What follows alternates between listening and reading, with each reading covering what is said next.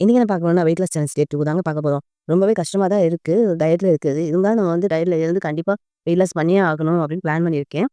இது இப்ப பண்ண பிளான் இல்லங்க. ஒரு 3 வீக்ஸாவே நான் பிளான் பண்ணி வந்துட்டுருக்கேன். சுகர் கட், ஆயில் கட்லாம் நம்ம ஸ்டார்ட்டிங்லேருந்து இப்பவே உடனே பண்ணோம்னா, அது நம்மளுக்கு ரொம்பவே கஷ்டமா இருக்கும். ரொம்ப கிரேவிங்ஸா இருக்கும்.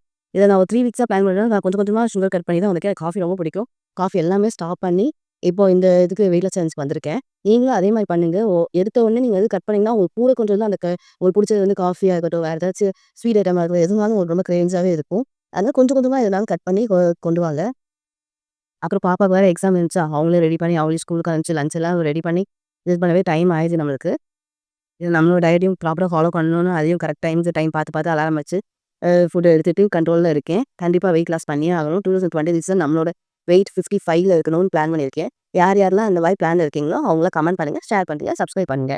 பாய்.